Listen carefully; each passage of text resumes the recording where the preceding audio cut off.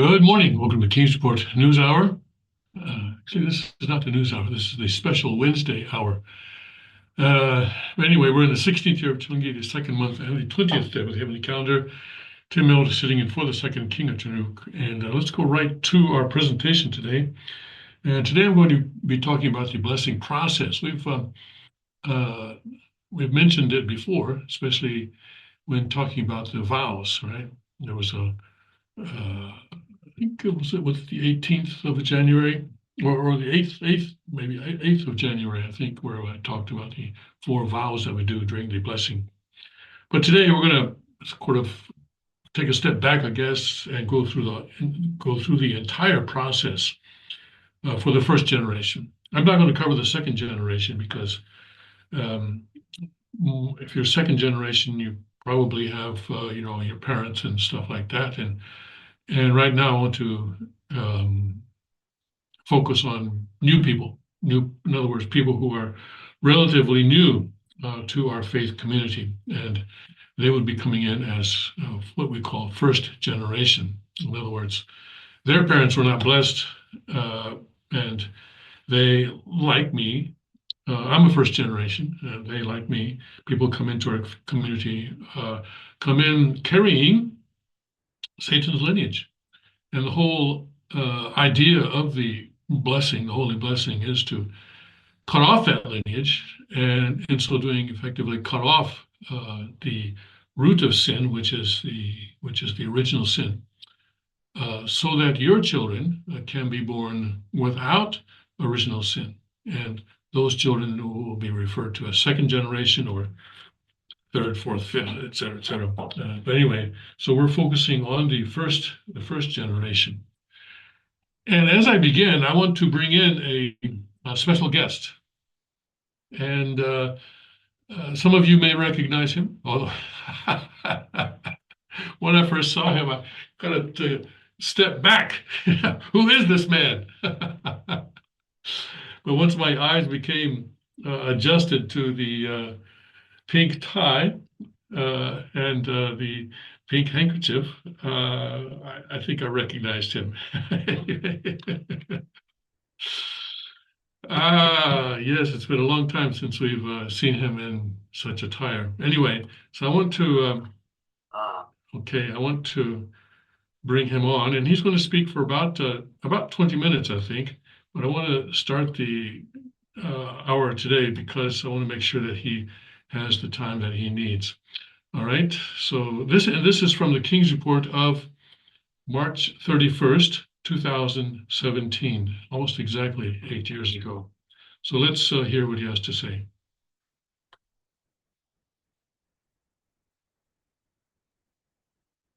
But people react differently at different elevations. Anyways, let's get to our Rima today. Our Rima is from Matthew. We're in Matthew 12, and verse 9. Very interesting scripture here today. Now, when he had departed from there, he went into their synagogue. Behold, there was a man who had a withered hand. They asked him, saying, is it lawful to heal on the Sabbath, that they might accuse him? Then he said to them, what man is there among you who has one sheep, and if it falls into a pit on the Sabbath, will not lay hold of it and lift it out? How much more value then is a man than a sheep? Therefore it is lawful to do good on the Sabbath. Then he said to the man, stretch out your hand. He stretched it out. It was restored as whole as the other. And the Pharisees went on and plotted against him how they might destroy him. The Spirit of God tells me today, focus in on verse 12, which is how. Now usually in Christian interpretation, when we see a scripture like this, we're going to focus on the healing. Okay. The healing of the withered hand now becomes healed to be as the whole, the other hand that is whole. And of course, or we may focus on the Pharisees plotting to kill Jesus. Okay. Or we may focus on the Sabbath that God said, keep it holy and do not work on it. But I want to focus on what the Spirit of God tells me to focus on today, and that is this verse here. Look at this. Amongst all that, Jesus says, if the sheep falls into a pit on the Sabbath, will you not lay hold of it and lift it out? In verse 12, of how much more value then is a man than a sheep? We kind of glaze over that. See that? We glaze over that, don't we? There's many things to focus on in any Rima, but the Spirit of God is prompting me to focus on this scripture. How much more value then is a man than a sheep? We must understand that human beings are the apex of God's creation. God created human beings to be fruitful, multiply, and have dominion over creation. To be stewards of creation. That's not so we are to be kind of ego trip, and so we become irresponsible.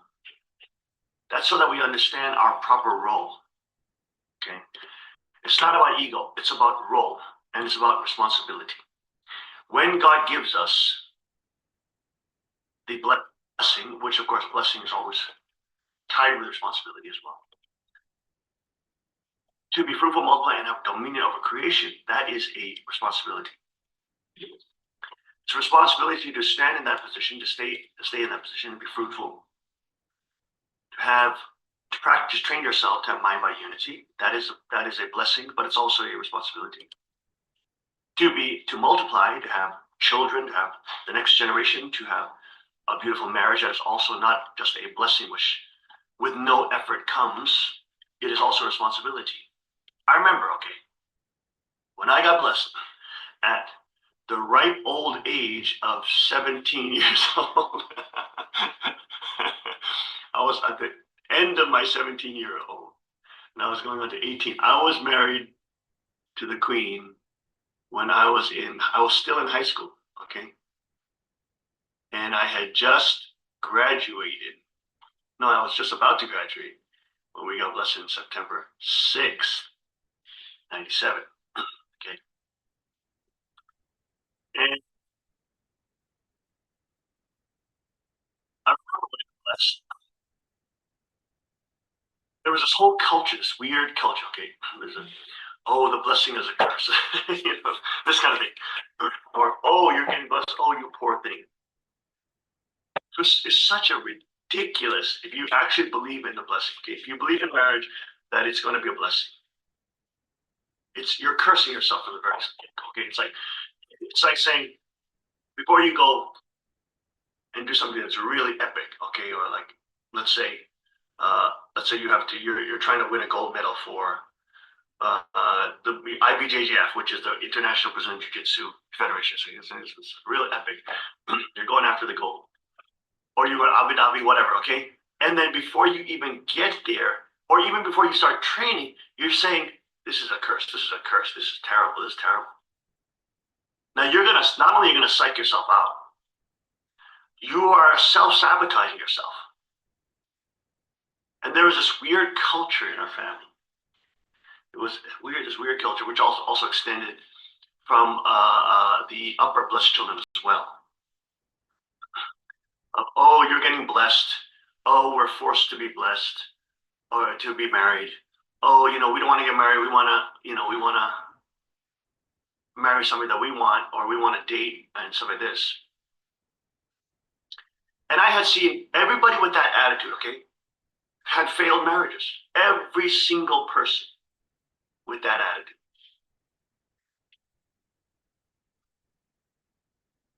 And it's not only so much as a psyching out of oneself, then it is you're cursing yourself. You're bringing about a spirit of defeat and spirit of self-sabotage. You're connecting with the ether of the dimension that we live in and beyond. That is living in that dimension of that kind of self-defeating, self-sabotaging spirit. Now, I chose now I saw that culture. I had seen the result. I saw everybody who had that vision for themselves and their marriage, which of course is the one of the most important, critical passages in one's life. Everybody with that attitude failed. Every single one. There's not even one with a powerful, happy, strong, powerful marriage. Not one person. So I said, screw that. I'm not going to be part of that culture. I choose not to be a slave to that culture or that peer pressure. And everybody trying to say, oh, you poor thing. You're going to get married. How do you feel about that? I said, I actually feel really great. I want to get married. I said, I'm not going to bow to this peer pressure. And I'm going to, first of all, it's my life. Okay? It's going to be my marriage. I'm going to have to be responsible for this. If I self-sabotage myself and screw this up, that's not me. I saw the whole blame game. People trying to blame father, trying to blame, and it doesn't work.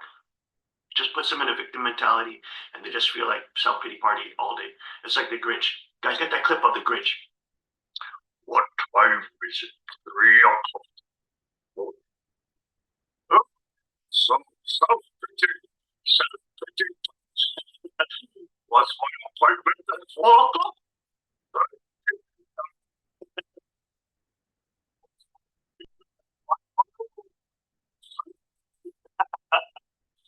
Why do you want to live like that? I saw that pattern. It is hell. People put themselves in their own hell. And of course, not only them, we know it's not only psychological, it's also spiritual. The devil wants us to be depressed. The devil wants to have the spirit of despair. The devil wants us to have the spirit of defeat. Because when we stand in a proper position, we are powerful. We can fight against the devil. It's like the globalists or the global cartels trying to make citizens weak, and in their little ghettos of identity that are given to them, like the transgender identity or the homosexual identity, hypersexualized at a young age, so that they're so weak in these identity ghettos, trying to fight for their little supposed identity, that they can never stand against the real evil and the cartels that are actually ruling over the whole nations. Do we have that clip from the Grinch?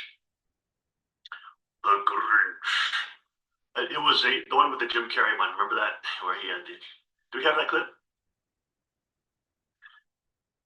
Anyways, if you see the Grinch, all right, there's this whole self-pity party. I chose no. I am not going to live like that. And I said, I will have a happy marriage. I will have a powerful marriage. I will. And when I met my wife first time, I told her, baby, you're going to love me. And she thought, oh my God, she is a prince. He's a prince with a delusional prince or something like that, right? In Korean. She's looking at me over there. But I chose to declare and decree that I will be victorious in this blessing. Now, I saw the people who chose to decree and declare that they will be failures in marriage. Why would you do that? Marriage is one of the most essential parts of your life. It is one of the most essential factors to being a truly happy person, content and fulfilled, and have true relationship and true sense of belonging. I mean, it is one of the most coveted prizes. Everybody in this world who are single, and even the ones that are out on the dating scene, whatever, they're seeking for that marriage. Yet why are we guilt-shamed and why are we peer pressured into sabotaging ourselves before we get into this covenant and we have the potential to build it with God so that it is the most powerful thing that everybody, of course, everybody's looking for that. Everybody wants that. Then you have all these kids that self-sabotage themselves when they get blessed. Now, if you enter into it with a different spirit and a different attitude and a different warrior mentality, then the devil has a hard time to take spiritual dominion. Then you are able to stand with the Spirit of God to stay on the tracks towards success, not be derailed by the spirit of despair, the spirit of self-pity, the spirit of victimization, the spirit of self-sabotage, the spirit of defeat. You can stand in victory with God. Doesn't matter what age you are. So God gives us these blessings. Are we going to take responsibility for these things and say, hey, these are blessings, these are for me. These are for me. I don't want to self-sabotage myself. I want to have mind, body, unity, be mature. I want to have a blessing. I want to be powerful in that blessing. I want to be happy in that blessing. Everybody sees what me and the Queen got. And everybody is envious because almost nobody has that. But you have no idea how much we had to invest in this, how much I as subject had to have the right mentality, how much I had to continue to lift up the mood whenever, if it goes up and down. I am the responsible there. Of course, it helps, and I'm playful. I understand women's psychology and world. That all helps. But again, it's about taking your responsibility, grasping it from the atmosphere. Ooh, like I say, grasping. Grasping it with the spirit of victory. Not the spirit of despair, not the spirit, oh, it's being forced upon me, not the spirit of, defeat, not the spirit of self-sabotage, not the spirit of self-victimization. I said the spirit of victory. Now, we may be in a time of tribulation. That doesn't mean we don't have any victory. We can still have victory if our faith comes into action with God's grip and presence in the atmosphere. When it is released into the atmosphere. The woman of the issue of blood grabbed the hem of his garment, the tassel of his garment, and was healed. And he said, by faith you are healed. Our faith has a powerful force. You know how they do like Star Wars? Guys, pull up a clip about Star Wars, like use the force.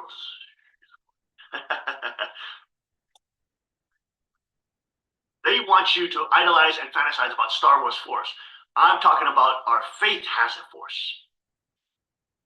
It has a force to interact with the Spirit of God, with the blessings of God.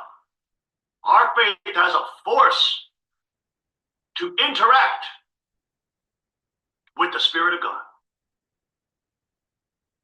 Spirit of God tells me today, if you're battling cancer, you're battling disease, you're battling hardship, you're battling strongholds, you must stand up and grasp that spirit of victory, which God has put right in your atmosphere. It's right there. But you, with your faith, you must grasp it. Doesn't mean you'll be healed at this instant. Doesn't mean you may be healed at this instant. You may feel the Spirit of God coming over you. You may be healed tomorrow. You may be healed the next day. But it is the Spirit of God that wants to interact with your faith. That you will stand as what God has told you about. And you will act in faith. You will not go on your own understanding. What does the Bible say? Proverbs say, lean not to your own understanding. Acknowledge him in all your ways, and he will make your path straight. Lean not to your own understanding. Your own understanding leads you to defeat and despair. You got to stand on the power of faith. Even though you can't see it, God said it, you believe. And with the power of belief, you now can achieve what God has in plan for you more than you thought of yourself and your own understanding. Thought you could only get to level B, level C. But with faith activated, with like the force, more powerful than the force in Star Wars, your faith interacting with God brings you to level A, level alpha, level, etc. A higher level than you, in your own understanding, could see yourself at.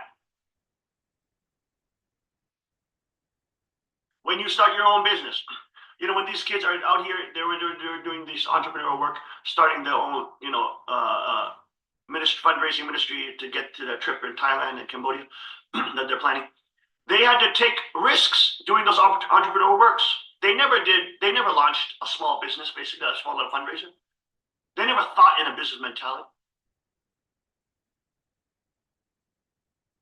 And we had discussions with the kids who were trying that for the first time about entrepreneurship, starting your business, thinking about cost, thinking about profits, but not being diluted, because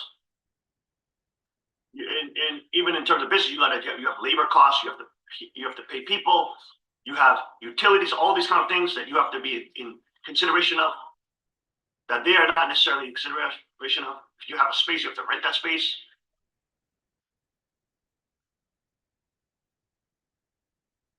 But they get in that process of trying to understand that.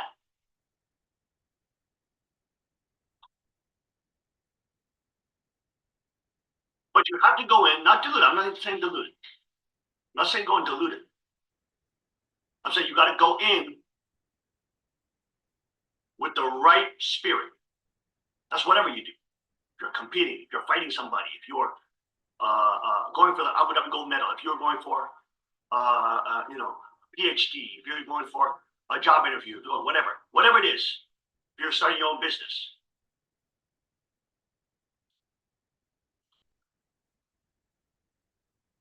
invite God in your life, activate yourself with faith, stop believing what the naysayers and haters say. They're always going to be hating. They're always going to be naysaying. That's what they do. Stop believing them. Stop letting them get in your mind. Stand on faith. Stand on the rock. Stand with what God says. And believe in strength. Activate that relationship.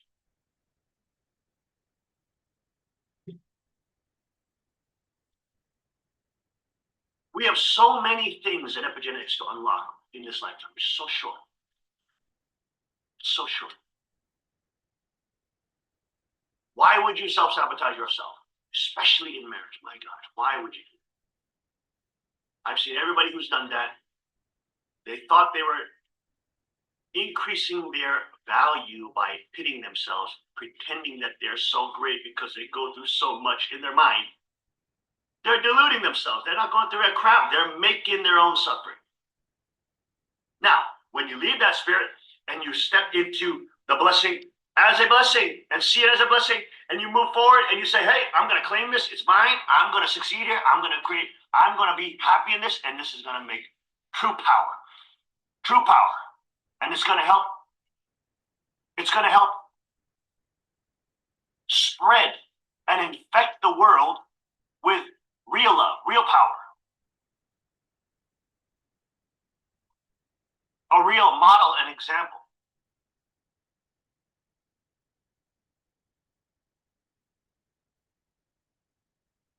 Verse 12 of how much more value then is a man than a sheep. Spirit of God tells me today that to tell you who are not sheep, we are greater than the entire creation. God has so much more in store and planned in our lives. We must stand with the Spirit of God in the atmosphere of faith against the naysayers, haters, the spirit of defeat, despair, and self-victimization and self-sabotage. And we must say, God, I am blessed, I am thankful, and I will stand in victory as you have ordained me to do. We'll be right back after this short break.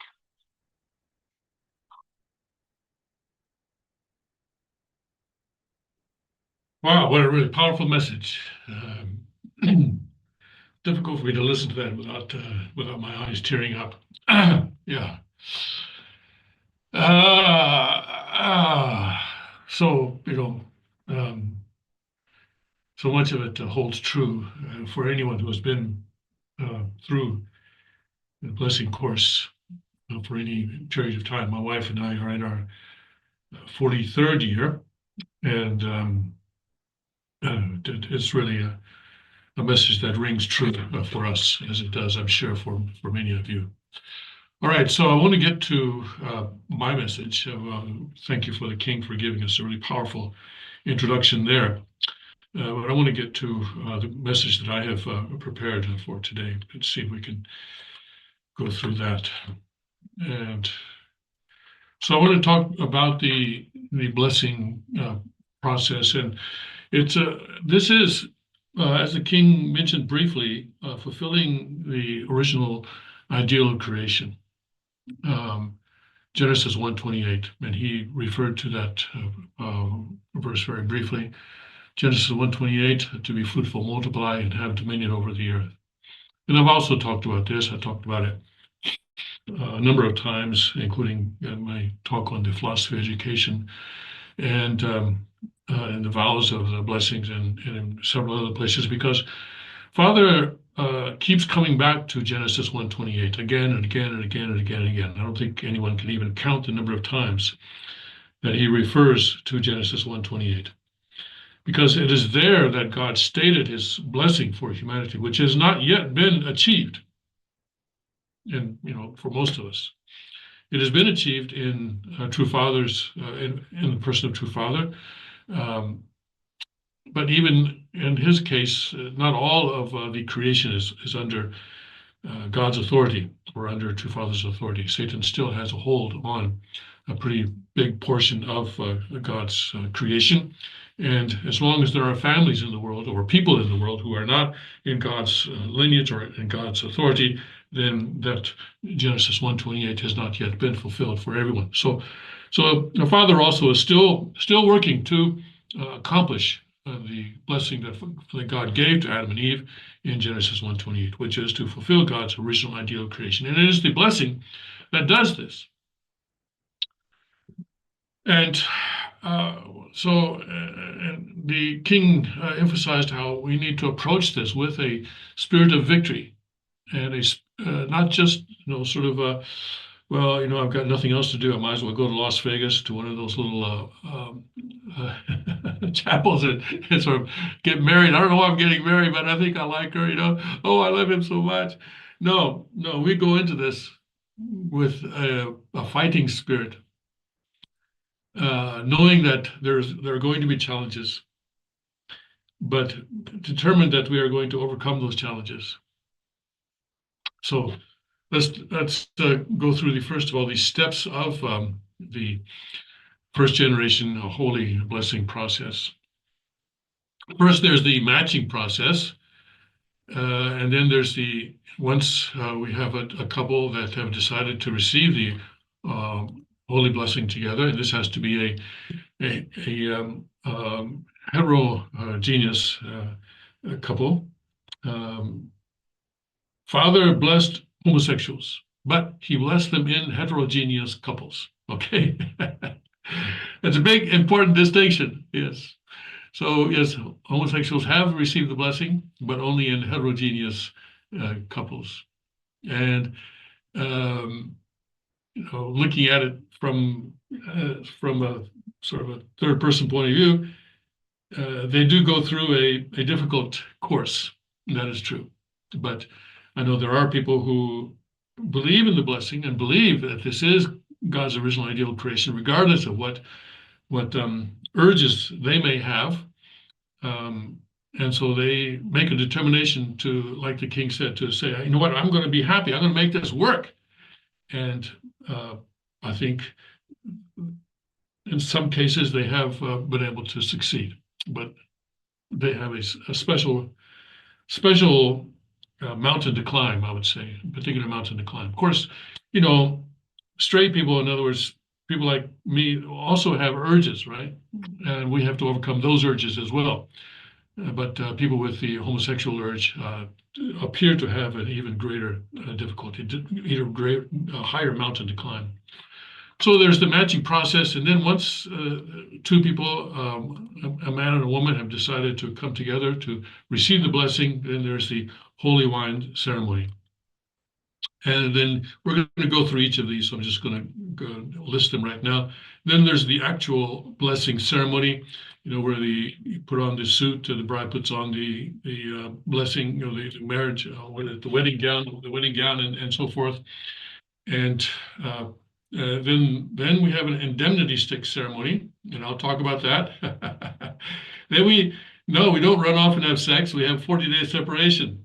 Okay, this is a first generation. Remember, this is first generation blessing. And at the end of the 40 days separation period, we go to someone who can be in a priestly position. It could be, there are a wide number of people who can fulfill this role. It could be your local church pastor. That's one. Or if you don't have anyone else, you can call me up, or you can call someone else up, and it could be someone who is maybe closely connected to you in the church, obviously, someone who's been in the church longer than you have, hopefully. And that person can sort of report to God that you have successfully completed your 40-day separation, and you are ready to start the 3-day ceremony. Then you go through the 3-day ceremony, which I will briefly describe. And then also, I have to talk about something that I should not have to talk about, and that is about divorce. Because I have to talk about this because I think our attitude towards the blessing determines our attitude towards the possibility of divorce. And as a general rule, Father does not acknowledge divorce, but there are 3 specific cases where that is possible as an option. Okay. So anyway, we'll talk about that, and I may not get through everything today. I may have to continue this in part 2 next week. All right. So first of all, the matching process. Second King does not match couples. The father did this. He did it a lot. My wife and I were matched by father in 1978. And it was a very moving and very spiritual experience. But that is the Second King says Father's unique gift or ability, shall we say, and the Second King says he does not do that. He may suggest in certain cases, hey, what about if you and you were to get together and receive the blessing? Well, he has said that, but in that case, it is up to those 2 people, and perhaps their parents, if the parents are involved, to make a decision and then take responsibility for that decision. It's just a suggestion. Okay, so don't expect the Second King to be matching people like True Father did. And in many cases, there are existing people come into the faith communities as an existing married couple, right? And they can receive the blessing. In fact, that is the best thing to do. We don't want people. It's best if people don't get divorced just because they came into the church. But if you're going to do that, then before the blessing, we can talk about this. But a certain period, probably of abstinence, even within the blessing, is appropriate, so that you can approach the blessing with the appropriate attitude. And then also single people. These are not second generation. These are first generation people who have been born into Satan's lineage, as I was. I was born into Satan's lineage, even though my parents are both strong Christians. But children of Christians are born into Satan's lineage. This is why every Christian has to receive Jesus into his or her life sometime during their lifetime, right? Just because your parents are Christian doesn't mean that you don't have to make that decision at some point to receive Jesus into your heart at some point. And that means that you have original sin. Children of Christians have original sin. I was born with original sin. I was born in Satan's lineage. So people with single people understand that, please, in our dating, in our faith community, we don't date. There is no dating before marriage. Dating takes place after marriage. Maybe just After marriage, I should put that in here. Okay. Yes, dating between husband and wife. Yes, of course. Every week, my wife and I, we go on dates every week after marriage, but there's no dating before marriage, and certainly no sort of sexual experimentation before you've finished the process of the blessing process. And I'll tell you a little bit later on when you actually start having sex. So sexual abstinence before marriage is important, and this is important. And I know Richard Panzer has a lot of things to say about sexual abstinence before marriage and how this contributes to the health of this, not just spiritual, also physical health of people. But this is really it's important to understand that what is fundamentally wrong with this world is love. The misuse of love or the unprincipled love. Love. They say, oh, all it takes is love. All we need is love. Well, unfortunately, love actually is causing a whole lot more problems than it's solving right now. So, and also then, as a single person, don't be looking for your ideal match. This is my advice. And I think I've heard others give the same advice. Instead, focus on becoming someone else's ideal match. And this means, in practical terms, this means working on your mind-body unity, right? And training physically and spiritually. That means doing the physical training that the King suggests, but also reading God's Word and studying God's Word. I've pointed out many times that Father said, how do you take a pool of muddy water and turn it into a pool of clean water? Well, you do that, he said, by continuously pouring clean water into that pool of dirty water. And then eventually all the mud will flow out, and what you'll have left is the clean water. And that means the clean water in this case is the Word of God. So continuously pour God's Word into your heart so that your heart becomes clearer and clearer and clearer. It takes time, of course. It takes time. We have been raised in a culture of sin, an atmosphere of sin. And so we have a lot to get rid of in our hearts. And this, by the way, is true even after marriage and basically through your entire life. All right, so this is the matching process. So now you have you're ready to, you have a person that you want to go before God with to receive the blessing. So now what happens? So now there's the holy wine ceremony. And this is where God gives his blood of salvation to us, symbolically through the wine, but it's not just regular wine. It is wine that is especially prepared. And if you read the Cheonseongyeong, there are passages in the Cheonseongyeong about how this wine is prepared. But the important thing is that this wine begins the change of lineage process by going through the reverse process of the fall, the reverse process of the fall. The fall occurred, of course, in Genesis chapter 3, where the archangel, the serpent, beguiled Eve, it says, and caused her to sin. And then Eve went to Adam and caused him to sin. So it went from the archangel to Eve to Adam. But now that Adam, who was lost in the Garden of Eden, has been restored. And this is what God's providence has been about, restoring Adam. God sent Adam to the earth. He sent one person to the earth. He created Adam. And if you notice, when he created Eve, he actually used Adam in order to create Eve. In the Bible, it says that he took a rib from Adam and out of that. And a lot of, especially the early chapters of Genesis are written in symbolic terms. So I don't know exactly what the process was, whether we should take that literally or symbolically. But what it says, though, is that God did not say, okay, here's Adam over here.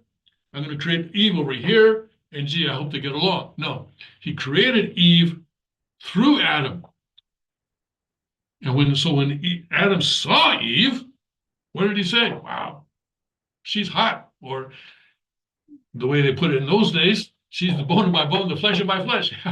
Because why? Because she resembled him. She resembled him because God had created her through him. Right? And so, it was love at first sight for Adam. Of course, yeah. So Adam is important. And so God worked for 4,000 biblical years to send another Adam to the earth. And this was Jesus. And it says in the Bible that Jesus came as the second Adam. Okay? In other words, he came as Adam 2.0. He came to restart human history. And he would have become the true parent of humankind. He would have become if he had been able to take a wife, if he had been able to be married. Unfortunately, because the people of that time did not understand, and we can talk about Mary, we can talk about, Zechariah, the family of Zechariah, family of Joseph, and so on and so on. The Father talks a lot about this. But bottom line, Jesus was not able to take a wife. He was not able to have children. He's not able to have a family. And he died an untimely death. And so there had to be a third Adam sent to the earth. And it took another 2,000 years for that to happen. And that is our true Father, Sun Myung Moon. He's the third Adam. He is the returning Jesus. And so now, in true Father, Adam has been restored. And Adam was able to take a wife and start the blessing process in 1960.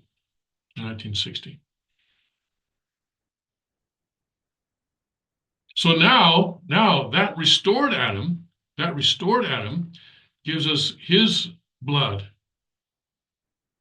symbolically through the holy wine.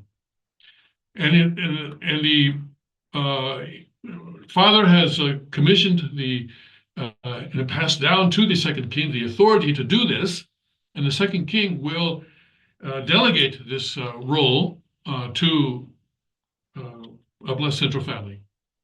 Sometimes he delegates it to me. Sometimes he delegates it to others. But basically, this is Father. This is not even the second king. This is Father commissioning the second king, and the second king delegating that responsibility to pass Father's blood to who receives it? Eve receives it from true Father. And it's important that this be done. Don't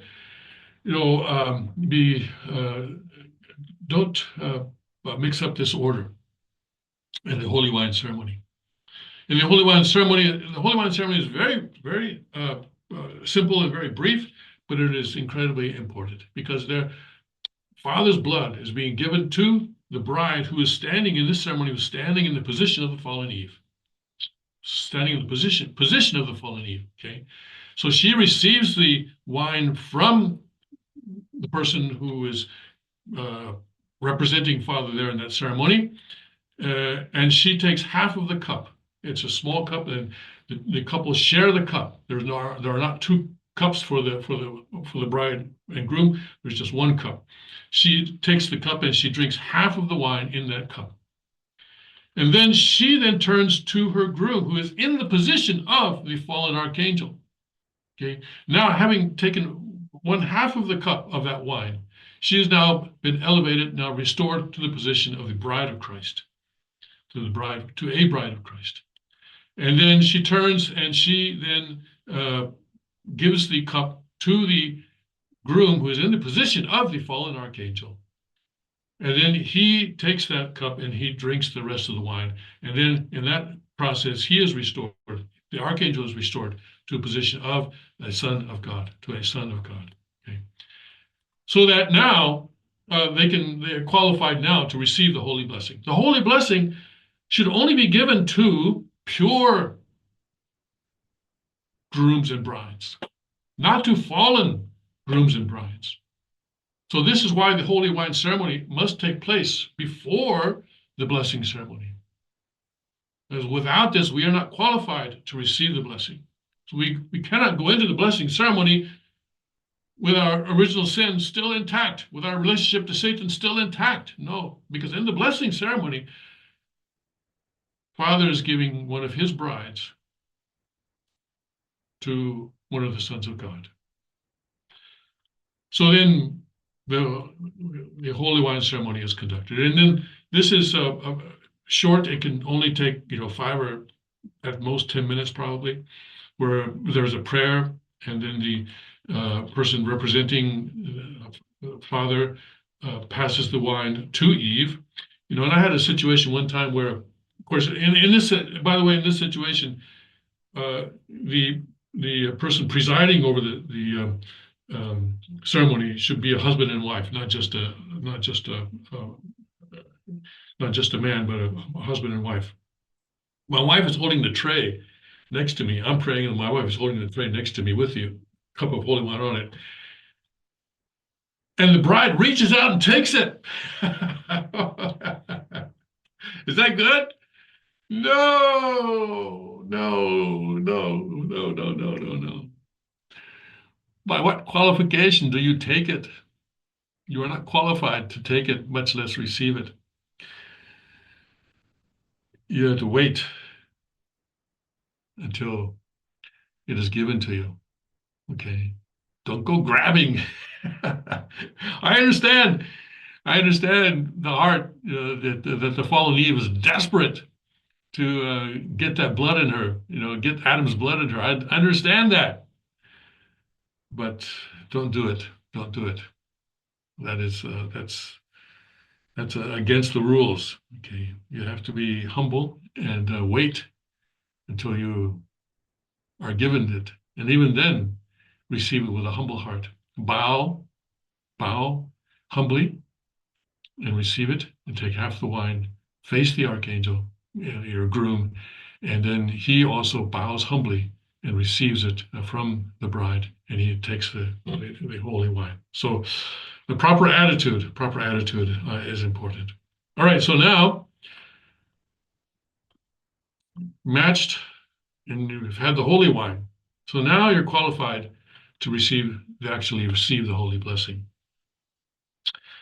And the holy blessing is something that has to be received by everyone. Everyone, not only what is it now, close to 8 billion people in the world today, but also the hundreds of millions or the billions of people who are in spirit world.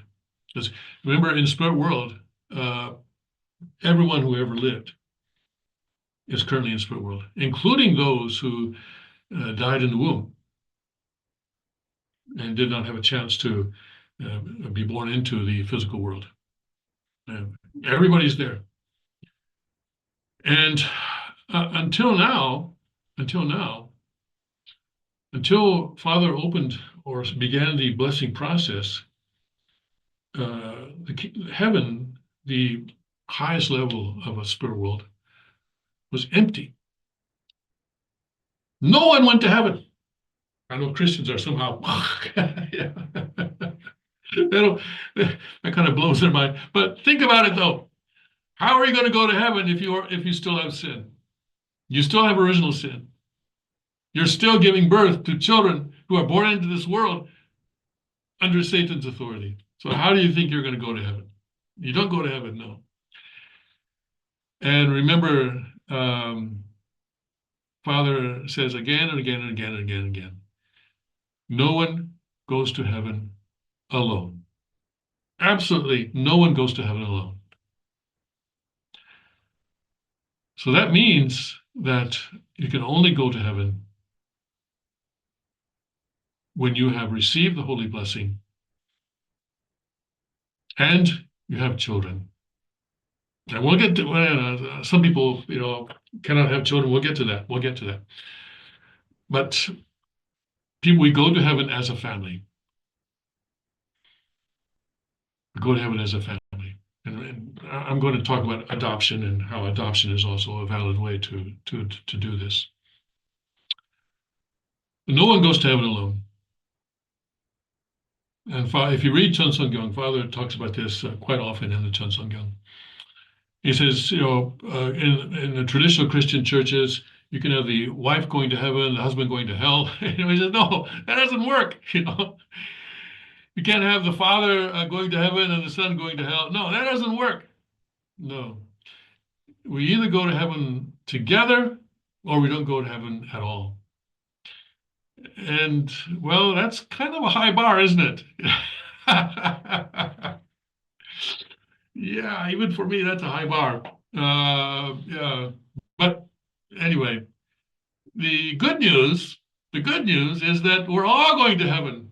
But there's one more word in that sentence. We're all going to heaven eventually. If you stretch the timeline out, way out, we're all going to make it. We're all going to make it. And that is the hope of humanity. And that is the hope also of the Bible, you know. In the Bible in Revelation 22, it says, those who have overcome, their garments will be washed, and they'll be in the kingdom of heaven.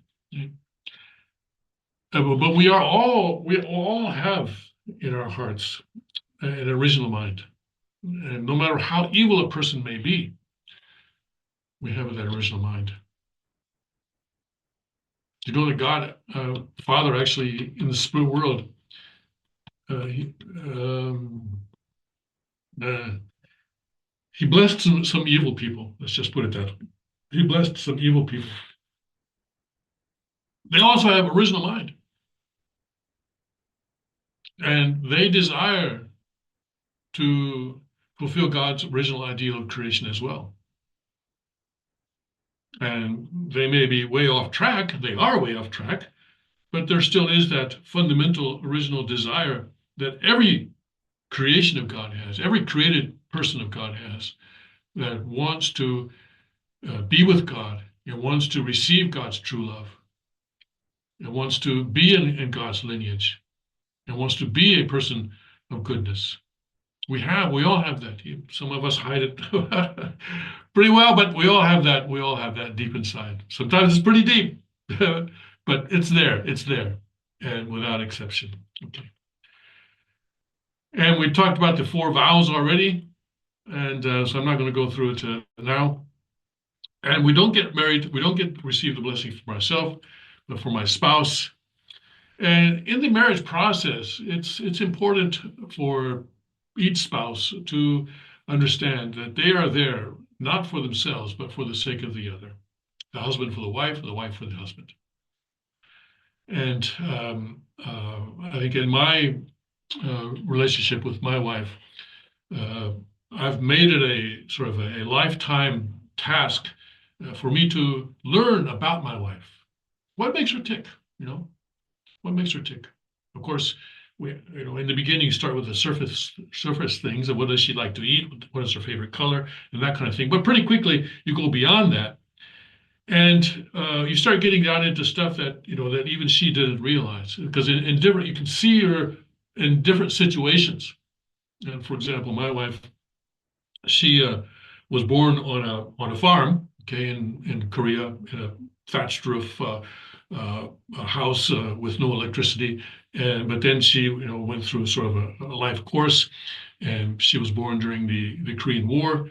And so there's a lot there. But also then we lived in America for a while, we lived in Japan for a while, and I see her interacting with different situations and circumstances. And I through those circumstances, I'm learning about her. And when I learn about her, then I start to understand how I can serve her, and how I can give her things that she needs, that she can use, that even she may not realize. Right? I don't think my wife originally understood that she had such a good capacity for learning Japanese. But we lived in Japan for 4 years, and she learned Japanese very well, and she made a lot of Japanese friends, and she still speaks Japanese pretty well, and has a lot of Japanese friends. And she's able to relate to Japanese people, by the way, in a way that most other Koreans are not able to. And so that's something that I learned about her, and having learned about that, I'm able to sort of help her grow in certain areas. And when people find that they are able to accomplish things that they didn't realize they could accomplish, then they really are grateful to the person or people who helped them get there.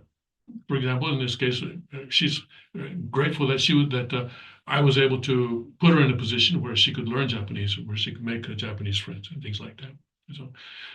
And she also has studied me and has helped me in many ways. I can't even begin to count. I am who I am today because of my wife. That is a very true statement. So we are not here for ourselves, but for our spouse. And even more than that, we're here for the world. Because, in spirit world, there's a lot of history that needs to be resolved. And when we talk about sin, we talk about, there are 4 types of sin. And there's ancestral sin, and there's collective sin. And, between speaking of my situation, we are a sort of an intercultural or interracial marriage. I guess you could say she's Korean and I'm Caucasian American. Most of my ancestors are primarily from Scotland. So there's a lot of history there that needs to be resolved, and that history is being resolved through our relationship, or at least part of that history is being resolved through our relationship. And oftentimes, if you are having difficulty in your marriage, it's because of those ancestors. There's stuff in spirit world that the ancestors aren't getting along with each other. So I think my best advice to you is don't take it too personally. Don't take it too personally, right?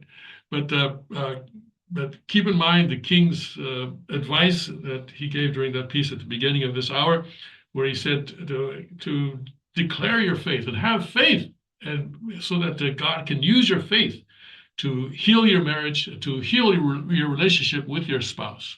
And then it'll take some time. It will take time. I've seen cases where it's going to take time. It's going to take a lot of time, but we have a lot of time, because remember, in the vows, in the first vow, what do we say? We are pledging to, or we're promising to create a husband and wife relationship of how long? How long? 5 years, 10 years? No. 100 years? No. Eternal relationship. Eternal. So we're not going anywhere anytime soon. So there's a lot of time. Okay.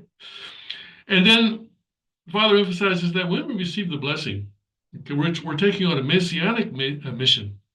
We become small messiahs. We become tribal messiahs. And now more recently we become kings and queens of our tribe. Small kings and queens. The second king he's the second king. He's the representative and heir of a true father. But we become small kings and queens around him, and we have a messianic mission then to connect our community and our relatives to the blessing. So look at that. I got through the matching, I got through the holy wine, and I got through the holy blessing today.